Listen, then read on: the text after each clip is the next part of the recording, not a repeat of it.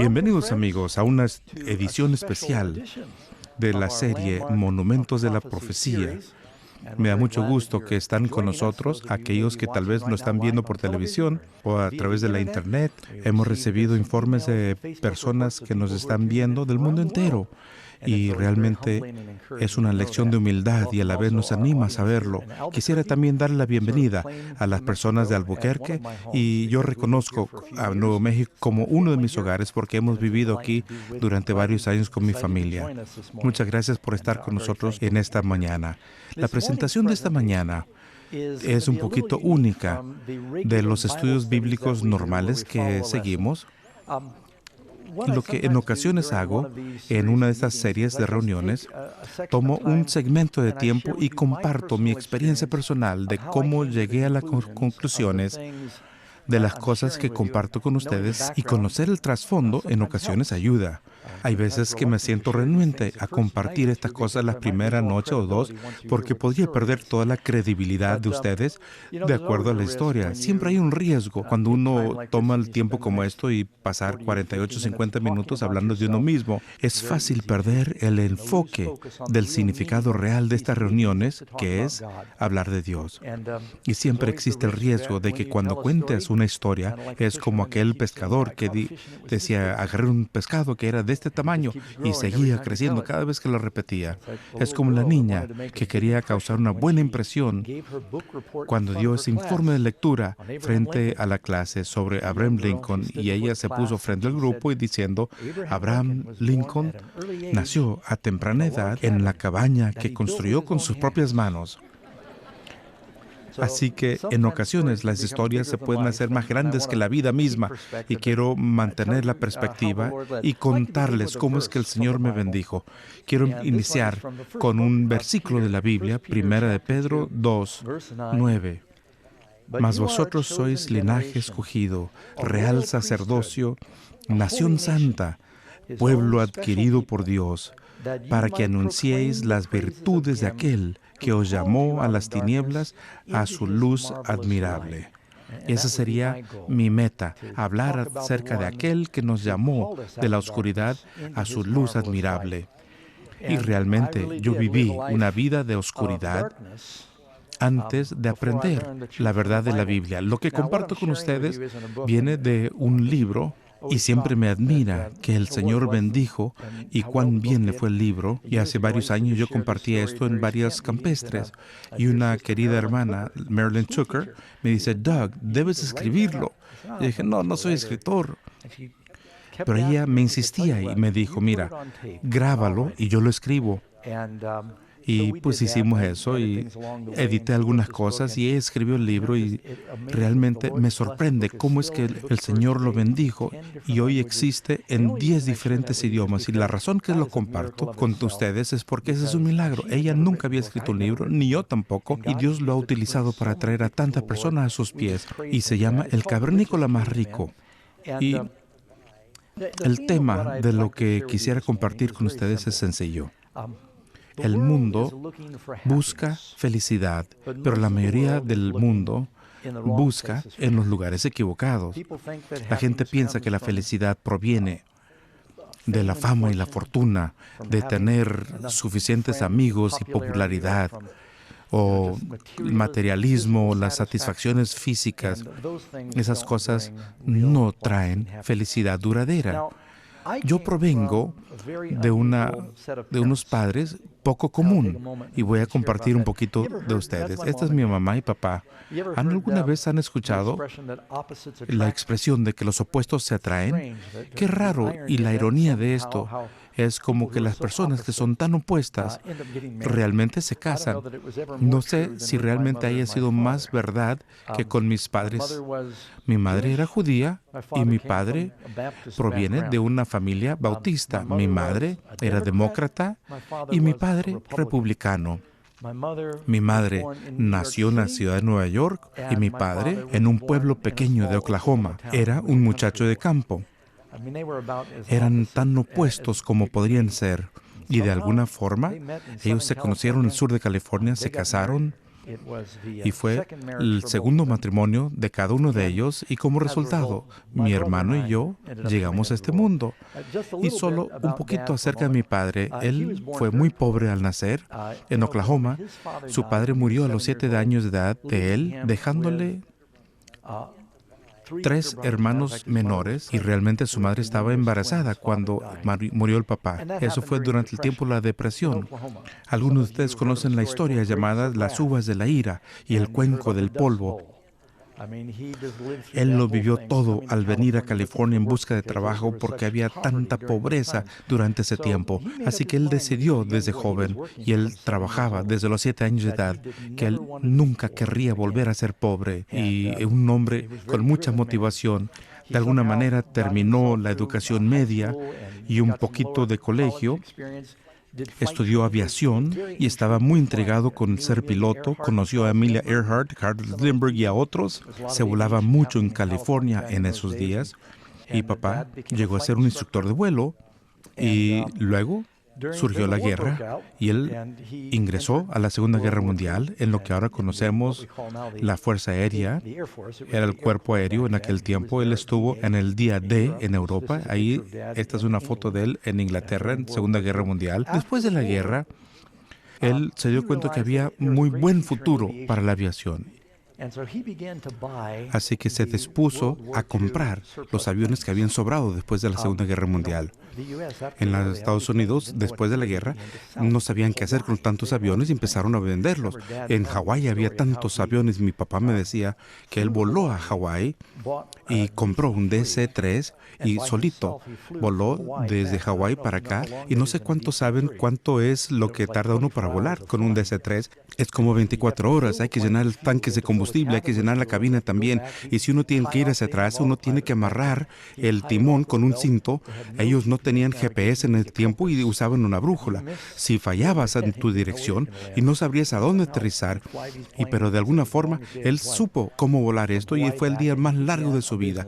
Así inició su negocio de compra-venta y alquiler de aviones, hasta que llegó a ser el negocio de alquiler más grande en el mundo. Se llamaba International Air Leasing, y él ganó mucho dinero. Y hay mucho que les podría decir acerca de papá, pero sé un hombre de mucho éxito. Aún en los sitios web lo llamaban el magnate de la aviación, y es la primera vez que escuché esa palabra.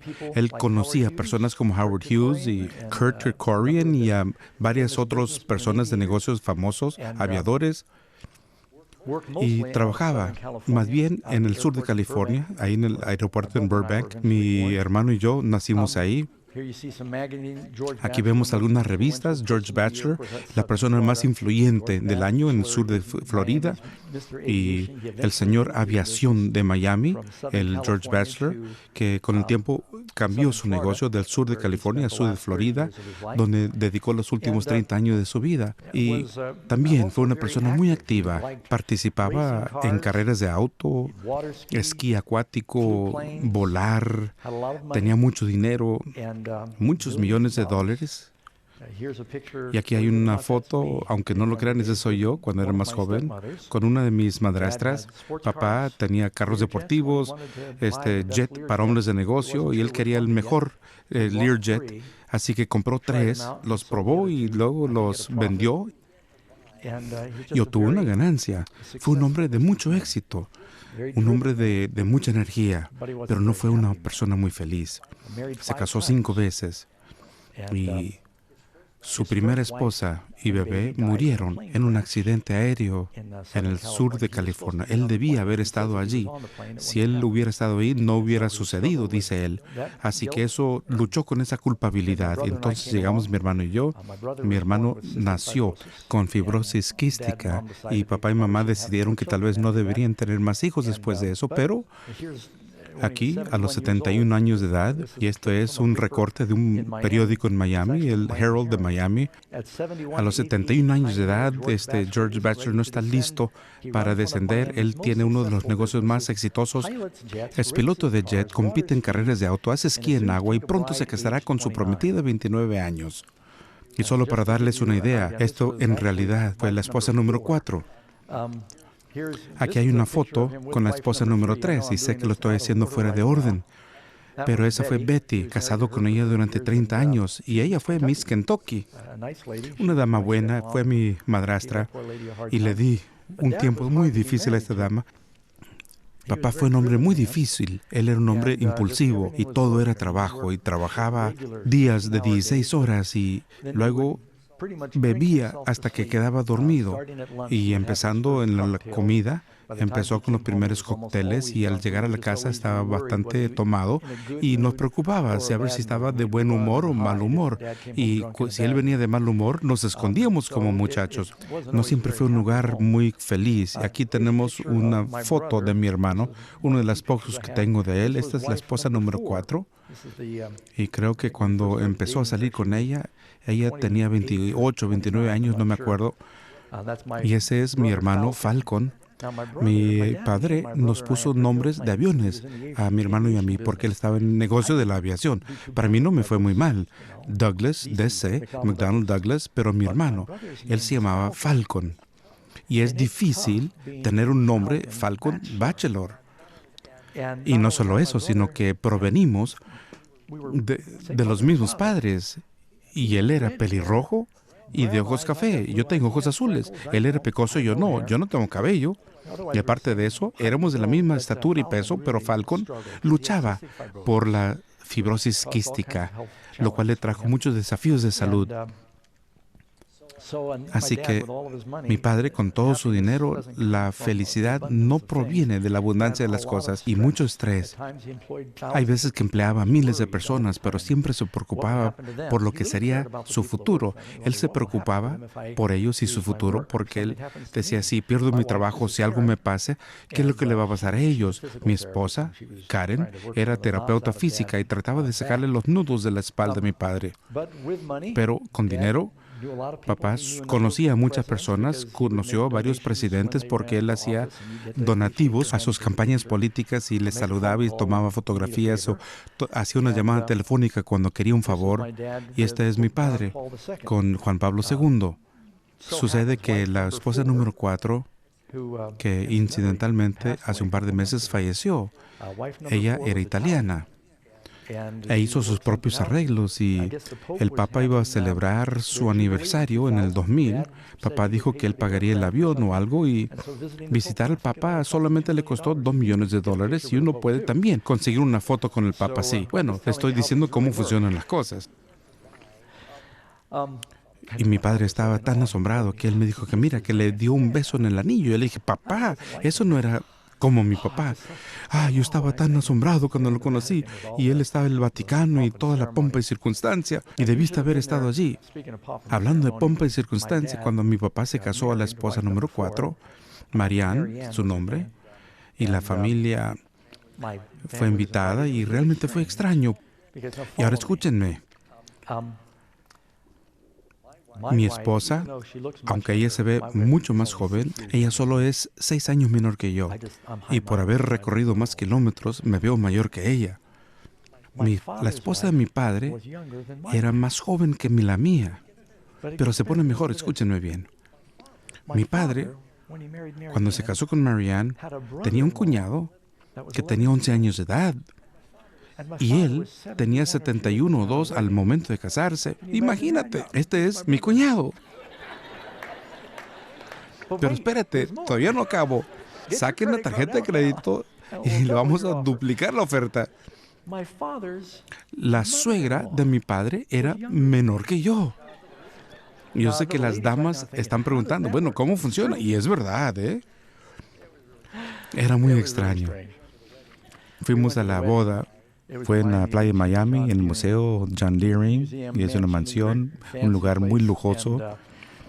Tenían tantas limusinas que venían y había un ejército de personas ballet y gente que tenía sus bandejas con bocadillos y era un lugar elegante y de alta alcurnia. Había helicópteros volando sobre la bahía con su tripulación de los noticieros justo afuera de donde se llevaba a cabo la boda.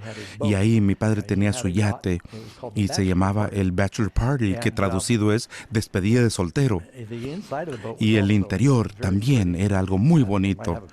Y posiblemente tengo una foto de eso por ahí, pero alguien cometió el error de decirle a nuestro hijo de 13 años, Daniel, Y le dijeron, mira, cuando llegues allá a Florida y vas a la boda, tú asegúrate de subirte a las piernas de Mariana y decirle, abuela, cuéntame de los viejos tiempos. Dije, no le digas eso, le dije. No lo hizo, pero creo que sí le dijo abuela y pues como que no le cayó muy bien. Pero Jesús dijo, la vida de uno no consiste en la abundancia de las cosas que posee. El dinero no es un buen fundamento para la felicidad. Mi papá tenía, más o menos cuando murió, una mansión ahí en la playa de Miami que se vendió por millones de dólares. Un Rolls Royce, tenía unos Ferrari, tenía todos los juguetes, aviones, carros de carrera, y bebía todas las noches hasta quedar dormido. Por eso, cuando me encuentro con personas que dicen que si yo pudiera ganar más dinero sería más feliz, yo digo, ¿cómo te engañas? Así no funciona. Jesús dice, no os hagáis tesoros en la tierra donde la polilla y el orín corrompen y donde ladrones minan y hurtan, porque estas cosas no duran, no traen felicidad. Y no te lo puedes llevar. Nunca has visto una carroza tirando un remolque, ¿verdad? Es como Job, que dije, desnudo vine a este mundo y desnudo me iré. Y recuerdo estar ahí al lado de la tumba de mi padre, que lo enterramos al lado de los suyos. Y es todo lo que tienes. Si no tienes a Jesús, no te lo puedes llevar. Así que ahora vamos a hablar un poquito acerca de mamá. Mamá es muy diferente, era judía. Su nombre de soltera era Tarsis, nacida en Nueva York. Fue a California con su familia de joven, buscaban una mejor vida y a mamá la intrigaba ser famosa. Y en mi opinión era una persona muy apuesta, muy linda, y yo obviamente no me parezco a ella. Era una persona talentosa, podía cantar, se enseñó a sí misma a tocar la guitarra y el piano, tenía habilidad natural, le encantaba estar al frente. Y lo sacó de mi abuelo. ¿Alguno de ustedes se acuerda el Gong Show? Mi abuelo estuvo en el Gong Show y ganó. Así que tengo una familia poco común. ¿No se los había dicho? Cada uno de los miembros de mi familia ha estado en los noticieros nacionales por razones totalmente distintas. No era extraño escuchar que algo había sucedido en mi familia. Bueno, mi hermano inició un campamento para niños con fibrosis quística y lo grabaron en un informe nacional y acerca de eso y pues bueno, qué bonita familia. Ella inició como compositora y mientras todavía era adolescente, escribía cantos para Elvis Presley. Le escribió 3 cantos para Elvis y gracias a ella lo saludé por lo menos 2 veces, una vez en un concierto y en otro en una rueda de prensa. Y Frank Sinatra, y bueno, al compartir mi testimonio veo que los más jóvenes ni siquiera saben de quién estoy hablando. ¿Alguien se acuerda de Andy Williams? Él murió hace unos años y en una de las fotos del noticiero que mostraron de Andy Williams estaba en el escenario cantando un canto que había compuesto mamá y le permitió a mamá bailar. Capturé esa foto de internet y era una canción llamada Perdón, ¿acaso nos conocemos? Así que ella se involucró con Hollywood y mucho de eso fue escribiendo canciones y realmente llegó a ser famosa. Fue una actriz. ¿Alguno vio Los 10 Mandamientos? Cada vez que lo vemos con los niños, decimos, mira, ahí está mamá. Tuvo una pequeña parte como esclava y casi no se la ve. Tuvo partes secundarias en películas famosas con Charlton Heston y Yul Brynner porque hizo 2 películas con ellos. Pero la mayor parte fue como crítico de cine. Escribió algunas obras teatrales que se dieron en Broadway y tuvo mucho éxito y llegó a ser la presidenta de la Sociedad de Críticos de Cine de Los Ángeles. Es una posición de mucho poder. Porque cuando estás en esa posición y le das buena calificación a una película, algunos han escuchado de la película Good Morning America. Ella fue quien dio el informe de ese filme y reemplazó a Rhona Barrett. Hace años tuvo un programa sindicalizado llamado El Hollywood de Ruth Batcher y me estoy remontando varios años. Durante esa época fue una posición muy poderosa. Si el crítico decía que la película era mala, perdían mucho dinero. Si decía que era buena, ganaban mucho dinero. Conocía a muchas personas poderosas poderosas y cineastas en Hollywood. Cuando cuento esto en el pasado, la gente me dice, no, te estás inventando eso. Bueno, te muestro algunas fotos. Aquí tenemos fotos de mamá con algunas celebridades, Dustin Hoffman. Tengo muchas fotos, pero nada más voy a ver algunas que tal vez reconozcan. Estas son versiones más jóvenes de mamá con Sylvester Stallone, Muhammad Ali. ¿Alguien conoce a George Burns, Paul McCartney? Aquí está mamá con Warren Beatty, Jimmy Stewart, Bob Hope, Natalie Wood, y algunos pensaban que se parecían. Aquí está con Sally Fields, que ella sigue actuando, y Clint Eastwood también produce, Paul Newman, Roger Moore, uno de los James Bond. Conocí a estas personas y cuando crecíamos, mi hermano y yo no nos percatábamos cuán famosos eran algunas de estas personas, compositores famosos, cantantes, artistas que iban y salían de nuestro hogar, tanto en Los Ángeles, ella vivía en Beverly Hills y también en la ciudad de Nueva York, pero una cosa que notamos fue que no eran felices. Teníamos amigos que eran niños cineastas que cometieron suicidio, llenos de salud, talentosos, inteligentes, de buen parecer, pero tan vacíos. Aparecían en programas nacionales, pero cometieron suicidio. Un amigo, él se encerró en el garaje, encendió el carro y se asfixió por la falta de felicidad. Muchas personas en Hollywood tienen problemas con drogas, sus matrimonios no duran tanto como la de persona promedio, y la gente piensa, bueno, si yo tuviera dinero, si tuviera fama, mi hermano y yo, al crecer, vimos que no eran felices. Así que me pregunto, ¿de dónde viene la felicidad? Unos años después, cuando murió mamá, realmente tenía 57 años, murió de cáncer. Todavía muy joven, Karen y yo estábamos en Rusia y tuvimos que regresar de emergencia a casa. Nadie llamó, nadie de Hollywood llamó. Simplemente mi esposa y yo y mis abuelos estuvimos ahí. Y ella murió sola, con pocos amigos, con una pequeña nota necrológica que decía, Ruth Baxter murió. Así que es todo una ilusión. No significa nada. Las películas y la televisión crean una ilusión porque uno multiplica las imágenes, pero son personas normales que luchan. Yo crecí mayormente en Nueva York, nací en el sur de California, en Burbank, crecí y mamá se fue a Nueva York después de haberse divorciado de papá y la gente se sorprendía que habían durado 6 años. Tenía 3 años cuando se divorciaron y me la pasaba entre mis abuelos, mi padre y mi madre. No sabían qué hacer con nosotros porque mi padre era tan ocupado y mi madre también, que nos enviaban a los campestres de verano desde muy jóvenes. Y cada vez que había un campamento que nos podían sacar de la casa, nos enviaban porque estaban tan ocupados con sus carreras que parece que les estorbábamos.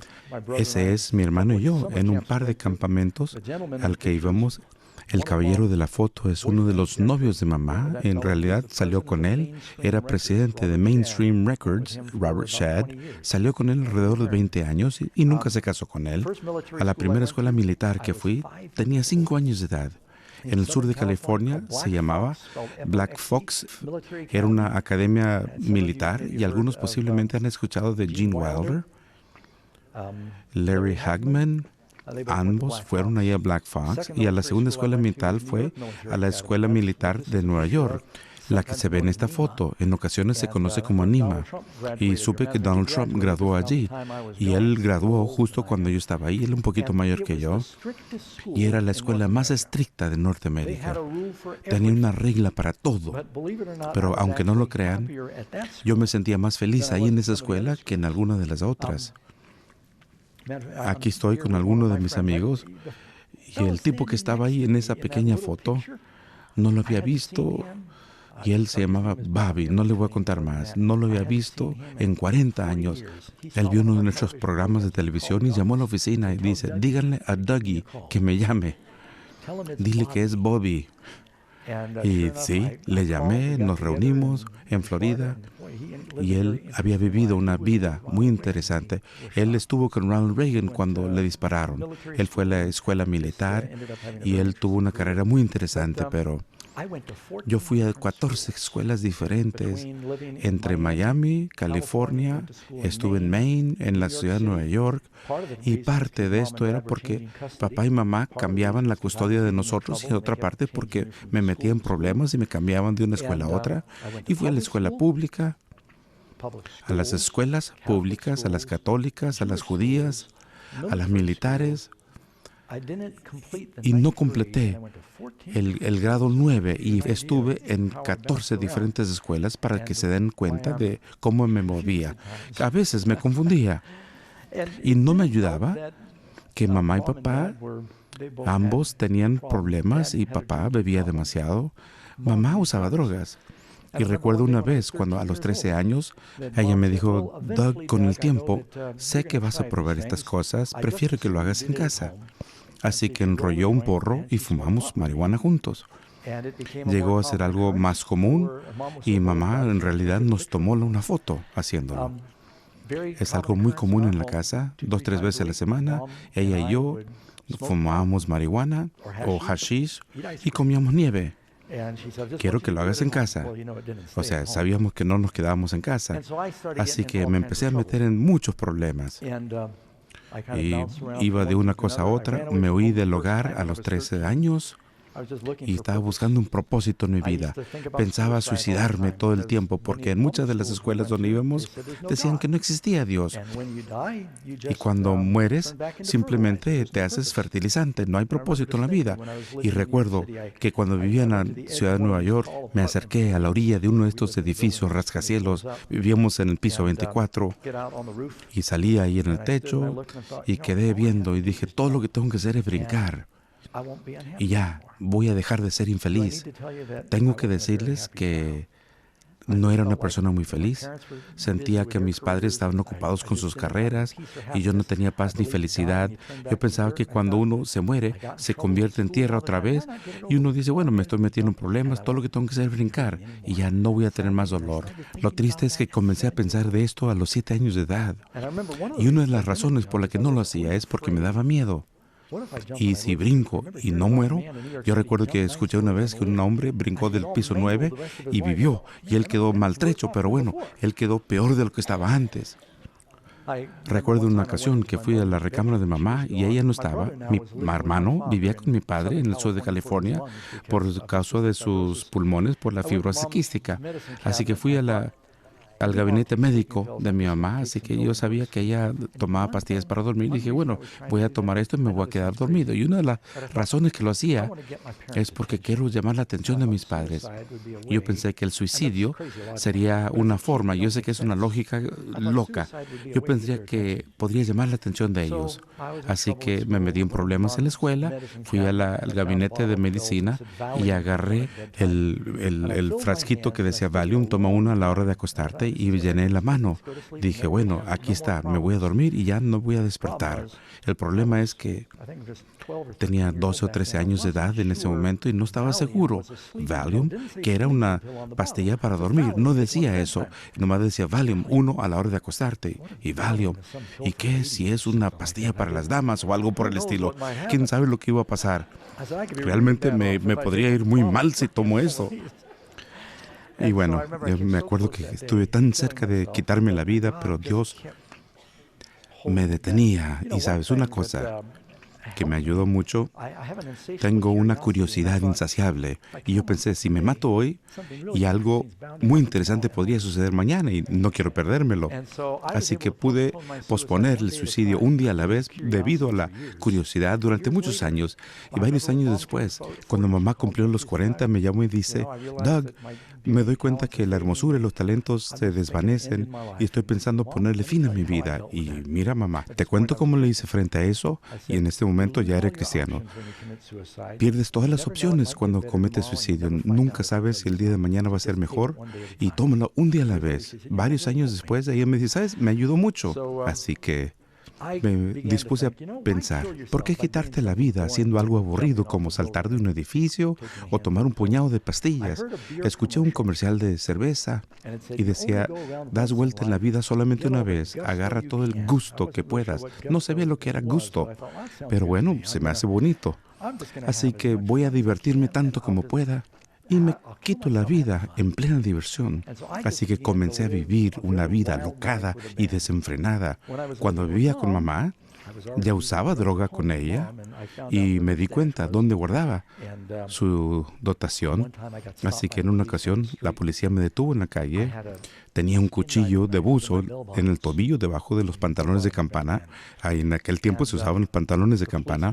Y la policía me trajo a la puerta de mi madre. Y de paso, ¿saben quién vivía arriba de nosotros? Era Lloyd Bridges y sus muchachos Bo y Jeff Bridges. Y lo menciono porque era famoso por su programa Sea Hunt, que tenía que ver de buzo. Y yo salía a bucear en Florida, me le traje el cuchillo, me lo puse en la pierna aquí en Nueva York. Alguien le dijo a la policía, ellos me trajeron a la puerta y mamá vio a la policía. Ella va y tira toda la droga por el baño.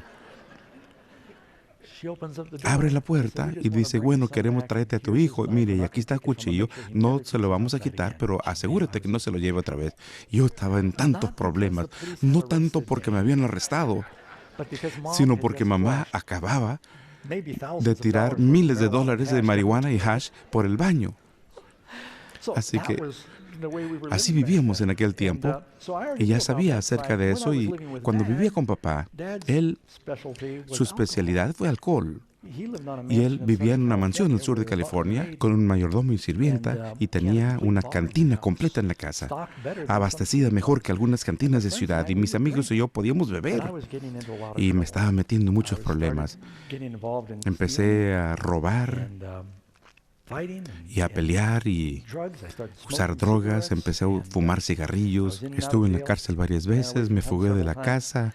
Y mi mamá le dijo a mi papá, Doug necesita expresarse a sí mismo, porque al estar en la escuela militar tiene demasiadas restricciones, demasiadas reglas, y ahora se revela.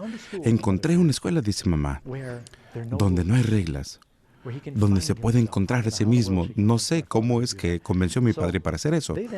Entonces me enviaron a una escuela en Maine que se llamaba Pine Hedge, escuela para los hijos de los hippies o algo por el estilo, donde no había reglas en la escuela. No tenías que ir a clases si no querías hacerlo. No tenías que despertarte si no lo querías hacer. Ellos tenían dormitorios mixtos y realmente encontré algunos de estos fotos que conocí yo a todos los muchachos. Eran dormitorios mixtos para todas las edades.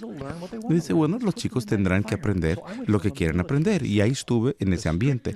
Fui desde una escuela militar, lo más estricto en los Estados Unidos, a la más liberal de todos los Estados Unidos, administrada por un grupo de hippies. Y es verdad, aprendes lo que quieres aprender. Aprendimos a hacer cerveza con miel de malta, levadura, y no les voy a dar el resto de la receta. Aprendimos a hacer LSD y no teníamos reglas. Y bueno, ¿dónde crees que estaba más feliz? ¿En la militar o en la libre? Era mucho más feliz en la militar y muchos chicos trataron de quitarse la vida. Era un problema en todo momento en esta escuela llamada Pine Hedge.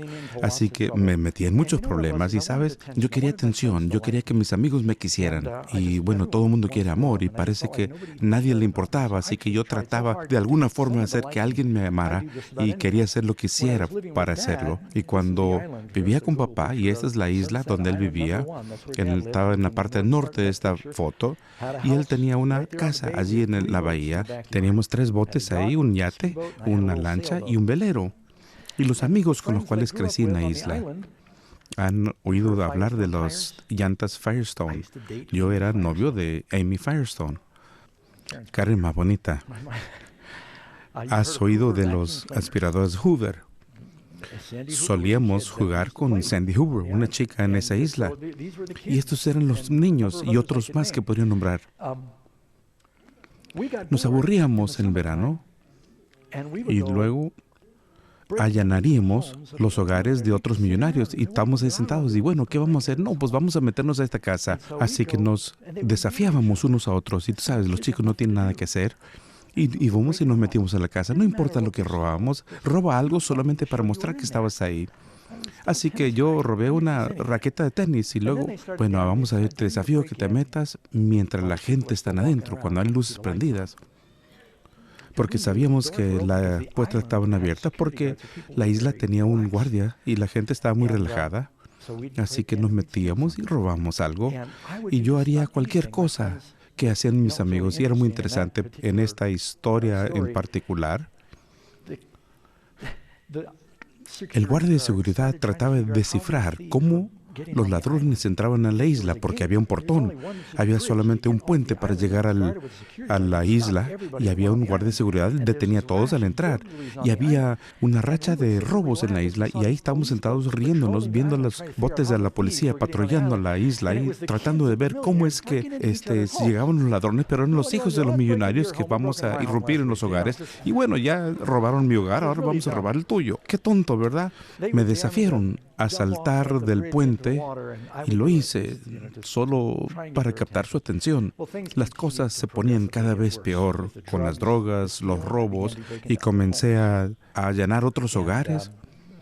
Robé autos y tuve roce con la policía. Tuve que ir a la escuela de manejo varias veces antes que me dieran mi licencia por los tantos problemas en los que me había metido, y sucedió algo interesante. Finalmente me salí de la casa a los 15 años y le dije, papá, mi madrastra le había dicho, mira, o él se va o yo me voy. Y no la culpo porque era un problema. Y papá me metió en uno de sus hoteles y me dijo, tienes que vivir aquí. Y no funcionó. Y finalmente le dije, me voy, papá. No sé qué más hacer contigo. He tratado todo.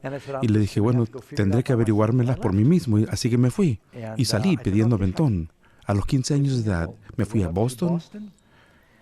Y me habían arrestado 2 veces ya y papá me había sacado de la cárcel y dijo, ya no sé qué más hacer. Así que fui a Boston. Había falsificado mi licencia de manejo. Yo nací en 1957 y le había cambiado el número a 52. Conseguí una identificación falsificada que decía que era mayor de mi edad real. Y bueno, conseguí un apartamento en Boston. Comencé a llenar los hogares, robando autos y a usar drogas. Tenía un trabajo parcial como guardia de seguridad, aunque no me lo crean. Sí, es cierto, en un lugar llamado Inteligencia de Boston. Así que cuidaba los lugares en la noche y robaba durante el día. Bueno, parece una mudanza. Y mientras vivía así, en Boston, metiéndome en muchos problemas, conocí a un amigo muy religioso. Y él era un guardia de seguridad. Él se dio cuenta de lo que yo hacía durante el día.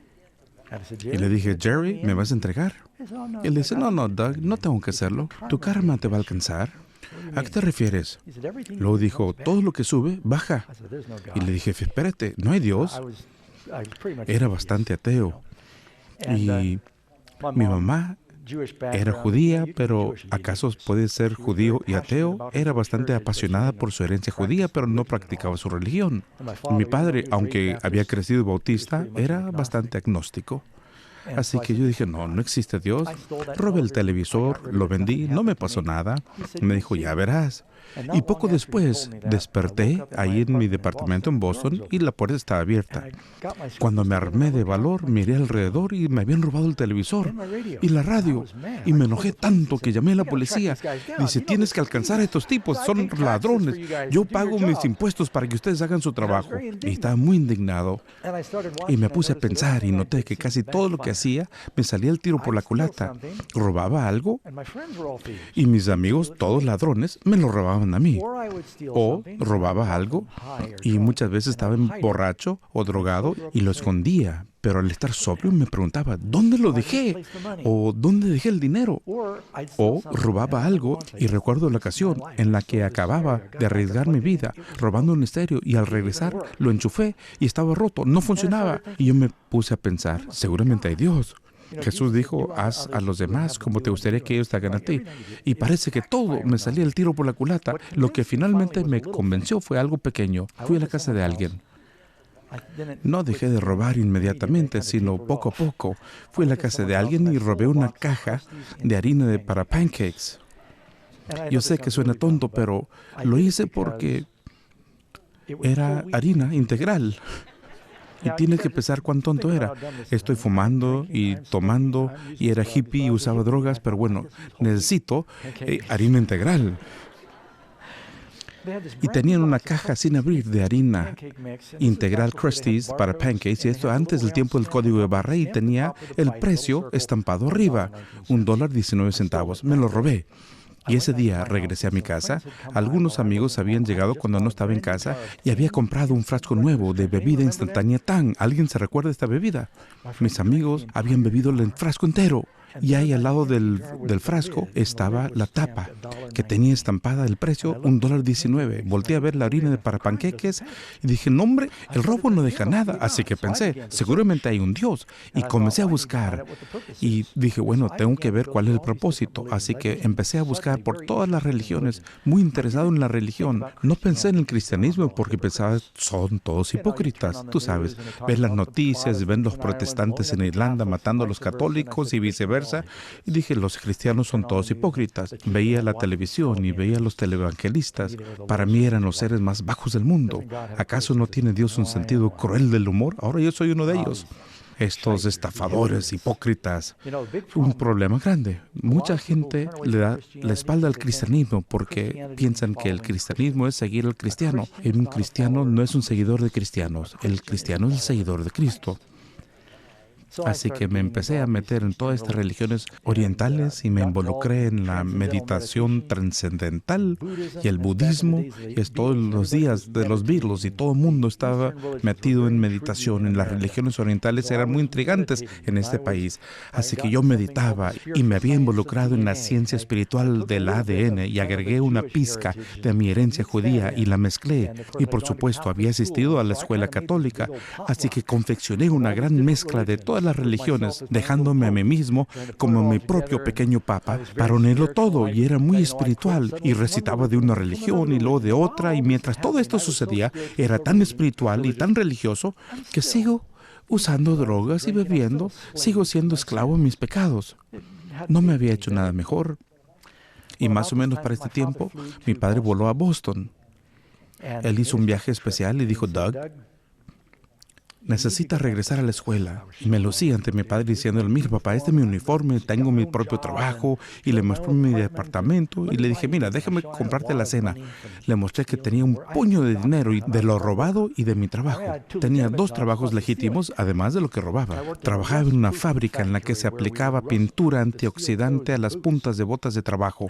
Y bueno, mi papá dijo, desperdicias tu vida. Mi hermano Falcon estaba enfermo y no podía asumir la dirección del negocio familiar. Tenía un hermanastro de la tercera esposa de mi papá, Betty, y él comenzaba a hacerlo y él no lo podía hacer. Pero papá me dijo, te estás desperdiciando tu vida, necesitas una educación. Tengo una buena escuela para ti. ¿Te gusta la aventura? Esta escuela está en un bote y se llama la Escuela Flint. Habían 2 escuelas de estas en el mundo en ese tiempo. De una hicieron una película llamada Tormenta Blanca. Era escuela de puros varones y esta era mixta. Eran escuelas únicas, en botes muy caras, que navegaban por todo el mundo y enseñan desde el bote. Y dice, podrás esquiar en agua, bucear, hay chicas, porque ya le dije, no voy a la escuela militar, porque en aquel tiempo no aceptaban muchachas, pero ahora sí. Dije, no vuelvo a una escuela de puro varón. Así que me dije, no, te va a encantar, y me rogó, así que dije, está bien. De alguna forma me había conseguido un pasaporte, me hizo volar hasta Milán, Italia, me subió a este bote en la escuela, y realmente eran 2 veleros juntos, y era la escuela Flint.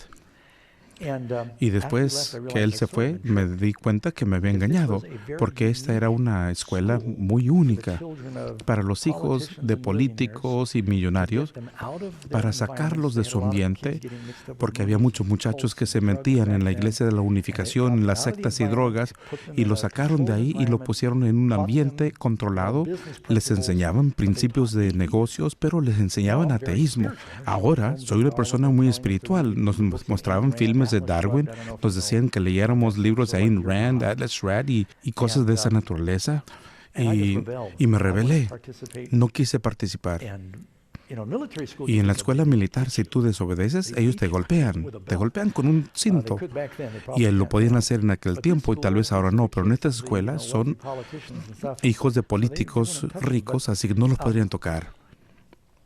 Pero cuando esto sucedía, yo me rebelaba, y en mi escuela había pasado por una religión llamada Shakti, la ciencia espiritual del ADN, y trataba de estar a tono con una de mis moléculas ADN, y tocaba mi flauta en la habitación, y el capitán dijo, mira, no vas a tendrás que comer en el piso si no quieres participar. Así que le dije, bien, comeré en el piso. Había perturbado la escuela, Y me dijeron, tendrás que permanecer en tu habitación. Le pedí a mis amigos que me trajeran de comer y esto sucedió durante 2 meses. Me rebelé y se me había hecho de que me habían engañado porque me quitaron el pasaporte y están controlar. Si te arrestan en Italia o en Turquía, estás metido en muchos problemas. Estaba atrapando. Había sido adulto, viviendo solo, totalmente solo. Y ahora soy chico otra vez en la escuela. Y me decía, bueno, ¿qué tanto hice? Así que tuvimos una experiencia interesante.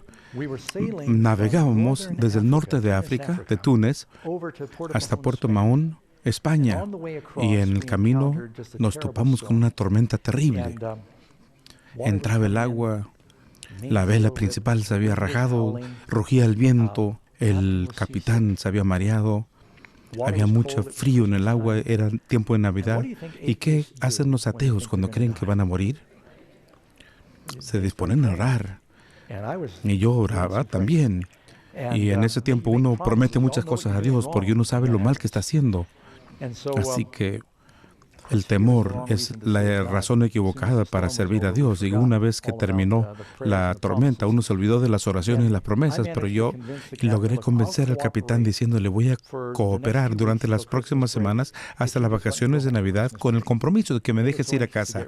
Estaban tan ansiosos de deshacerse de mí que me dijeron, tiene trato hecho. Le dijeron al señor Batchelor, Doug ha hecho un progreso tan bueno que le vamos a dejar ir a casa en Navidad.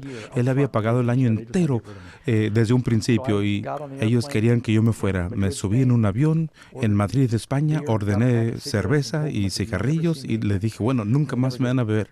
Regresé a los Estados Unidos y me fui en una vacación de esquí con papá y al tiempo de ir otra vez a la escuela me fugué otra vez. Y fue un lugar, salí de Aventón cruzando el país. He andado de Aventón durante miles de millas. Fue un lugar que había encontrado a los 15 años de edad. Era la montaña arriba de Palm Springs y es una montaña de 10,000 pies llamado San Jacinto. A mitad de montaña hay una cueva. Hay varias cuevas ahí arriba. Yo dije, bueno, voy a encontrar a Dios en la naturaleza. En camino a Palm Springs sucedió algo interesante. Quedé atrapado en la carretera en Oklahoma. Tenía frío, hambre, y pasaban muchos camiones, y tenía un poco de resaca, y estaba desesperado. Y debo orar, pensé yo. Y después de estar parado ahí 8 horas con un frío, porque traía ropa de Florida y era en pleno diciembre en Oklahoma, ha sido demasiado frío. Y dije, Señor, he sido una persona terrible. Si estás allí, por favor ayúdame. Necesito ayuda en 4 cosas. Número 1, quiero un ride a donde voy, a unos 1,500 millas de donde estoy. Ayúdeme también a conseguir algo de alimentos. Tengo hambre, necesito dinero también. Perdí todo mi dinero bebiendo y jugando billar la noche anterior. Luego le pedí que me llevara a alguien que fuera normal, porque me había recogido algunas personas muy extraños. Tan pronto terminé mi oración, el siguiente vehículo que pasó me levantó y me llevó hasta mi destino final en Palm Springs. Y me predicaron todo el camino. Eso no lo había pedido. Me dieron $40 cuando me dejaron allá. Me compraron los alimentos, todo el camino, todo lo que había pedido, Dios me lo dio. ¡Qué coincidencia! Pero tuve que escucharle o brincar del automóvil. Así que le escuché y pensé, bueno, la Biblia es un cuento de hadas y ahora voy a encontrar a Dios en la naturaleza. Así que subí a la cueva en la montaña y esta es una foto de Palm Springs en aquel tiempo, a mitad de donde yo vivía. Esta es la montaña, una de las más altas en el sur de California, 11,000 pies de altura. Y no estoy seguro cuán alto es el Pico Sandía aquí, unos 10,000 pies. Muy bien, solo para tener una perspectiva. Y Palm Springs está a nivel de mar, así que pareciera estar muy alto. Y a mitad de camino, ahí al pie de la colina, ahí en la parte de abajo de la foto, hay una cueva al lado de un arroyo y quería encontrar a Dios al lado de la naturaleza. Así que me metí ahí en la cueva y viví ahí 1 año y medio. Y no quería estar alrededor de las personas. Estaba cansado con las personas de Nueva York y no me llevaba bien con las personas. Así que bueno, voy a ver si encuentro a Dios en la naturaleza. Me desvestí, algo bastante común en esos años, aunque no lo crea. No era el único. Y caminaba 1 o 2 veces a la semana y mendigaba, me vestía. En una ocasión se me olvidó y ahorita no les puedo contar esa historia. Tomo mis alimentos, me voy a la casa o buscaba entre los basureros debajo del mercado Cuando mis abuelos se dieron cuenta que estaba buscando entre el basurero por la comida, le contaron a mi padre. ¿Cómo se imaginan que él se sintió? Él trabajaba tanto para que su hijo nunca sufra como él lo hizo cuando era joven. Y dice, mira, Doug está sacando comida de los basureros porque era muy orgulloso para pedir algo. Y, ¿sabes? Dios ha pagado un gran precio para que nosotros no tengamos que ir al basurero del mundo. Él entregó a su Hijo, pero en lugar de ir a Jesús, en lugar de felicidad, pensamos que lo vamos a encontrar en el basurero de Satanás y eso le rompe el corazón. Él ha pagado un precio tan elevado para que tengamos felicidad y seguimos buscando en el lugar equivocado. El milagro es que cuando llegué a esta cueva, había una Biblia que alguien había dejado en la cueva, allá en las colinas. Y me dispuse a leer la Biblia y alguien me preguntó, ¿era una Biblia Gideon? ¿Será que los Gideons lo dejaron allá? Ellos hacen todos los hoteles y luego se van a las cuevas, ¿verdad? Pensé yo. Y no, fue la Reina Valera. Y finalmente me puse a leer la Biblia para alegar con los cristianos. Y yo dije, no, esto no puede ser verdad. Y en la medida que seguía leyendo, me di cuenta que sí era verdad. Y pensé, bueno, ¿y qué puedo perder? Leí en la enciclopedia que Jesús realmente vivió. Y pensé, bueno, o Jesús estaba loco, o era mentiroso, o es el Señor. Y creo que fue C.S. Lewis que dijo que es lunático, mentiroso, Señor. Son las únicas opciones cuando vienes a Jesús. Él vivió, sabemos lo que enseñó, o es un gran deceptor, y eso no lo podía creer, o estaba loco, y me sorprendí mucho cuando leí la Biblia, con cuánta frecuencia uno lee en la Biblia y uno dice, mira, la mano en la pared, de ahí viene, en la Biblia. Poner la otra mejilla. Lo dijo Jesús. No tires la primera piedra. No sabía que Jesús lo había dicho. Lo he escuchado toda la vida y no sabía que venía de la Biblia. Y finalmente dije, Él no mintió, no estaba loco. Tal vez Dios se convirtió hombre para salvarnos. Y hay un propósito para nuestras vidas. Así que allá en la cueva, finalmente decidí, he tratado todo lo demás. Me arrodillé y dije, Señor, estoy hecho un lío. Ven a mi corazón y dame el propósito por el cual vivir. Estaba tan lejos de Dios como pude estar. Estaba desnudo en las montañas, comiendo en el basurero, usando drogas, fumando, mintiendo y robando. Y es decir, era un gran cero a la izquierda. Y dije, Señor, dame propósito para mi vida. Y sentí que me perdonó los pecados, vino a mi corazón y todo empezó a cambiar. No de una vez, pero empezaron a pasar. Y una historia rápida antes que se me acabe el tiempo. Estaba tan emocionado por el Evangelio y los cambios que Dios estaba haciendo en mi vida y dije, Señor, estoy dispuesto a contarle a los demás, pero soy un ermitaño, no sé cómo va a pasar. Y yo creo que tú quieres que yo predique a otros acerca de ti. Y estaba tan emocionado, así que vas a tener que hacerme saber. Y poco tiempo después de orar, le llamé a mi mamá en Beverly Hills y ella me dijo, Doug, no lo vas a creer, pero comí con alguien de NBC y quieren ir a tu cueva en un helicóptero y te quieren entrevistar. Después de mi oración en la que le dije al Señor si quería que testificara, que me lo hiciera saber. Esta es una foto de mi mamá en la cueva. Voló con los reporteros, hicieron una entrevista a cobertura nacional y mis amigos en prisión dijeron que lo vieron 3 veces en un mismo día. Así que de ese tiempo hasta ahora Dios me siguió abriendo las puertas para compartir con los demás. Él tiene un plan para tu vida. He regresado varias veces a la cueva a través de los años. Este es mi hijo Micah, a los 7 años de edad, subió en la montaña conmigo y esta es la cascada y la poza fuera de la cueva. Regresé con todo el equipo y esa es Karen en el medio y Steven. Y regresé un año y realmente traje otra Biblia y la dejé en la cueva. Por si acaso, es un asunto sentimental que hice ahí, pero mi familia inmediata, toda ha fallecido. Mi padre, mi madre, estuve con mamá cuando ella murió y estuve con mi hermano también. Y recuerdo que caminaba yo un día con mi hermano. Falcon fue a la escuela, él consiguió una educación colegial y trató de trabajar para papá tanto como pudo, y yo soy la oveja negra de la familia. Esto fue en la boda de mi hermano y tuve que salir de la cueva y ahí lo puedes ver.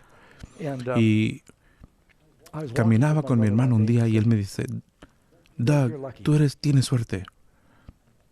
Yo dije, vaya, tú tienes la casa en Miami Beach, tú tienes el bote, tú tienes los carros nuevos, tú tienes todas las cosas que el mundo quiere, pero Doug, tú tienes suerte. Yo daría todo lo que tengo si pudiese tener tus pulmones y vivir un poquito más. Dios no es justo, dice mi hermano.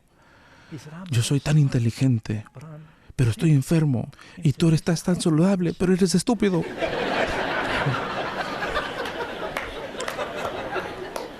Y sabes, mi hermano dijo básicamente, yo sé que me estoy muriendo. Daría todo si pudiese vivir un poquito más. No me importaría nada de las cosas que tenemos si pudiese vivir un poquito más. Y nunca se me olvidó lo que dijimos en esa conversación. Yo estaba a su lado, orando por él cuando murió. Y le dije, Falcon, ¿quieres que ore contigo? Y él solía burlarse cuando oraba conmigo. Él decía, sí, vas a orar por los alimentos. Tribilín, gracias por el refín. Y se bromeaba conmigo. Pero ahora, cuando él moría, dije, Falcon, ¿quieres que ore? Sí, por favor, me dice. Y ¿de qué sirve ganar el mundo entero si eres famoso, si tienes fortuna, si no tienes vida, no tienes nada? Mi hermano daría cualquier cosa por un poquito más de esta vida. Y aún así somos reacios a soltarlo todo y dejar que Jesús tome nuestra vida para darnos vida eterna. Él te quiere dar esa vida, pero tienes que pedírselo. Él tiene un plan que desea implementar en tu vida.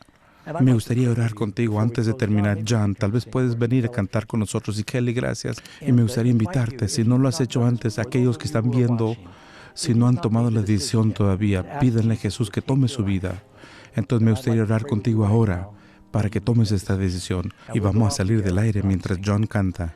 Padre Celestial, te pido que cada persona aquí tome esta decisión para entregar tu vida a Jesús, a que vengan así como están y digan, Señor, activa tu plan para nuestras vidas. Danos la paz y la felicidad que no viene de la fama y fortuna, sino de conocer de ti. En el nombre de Jesús. Amén.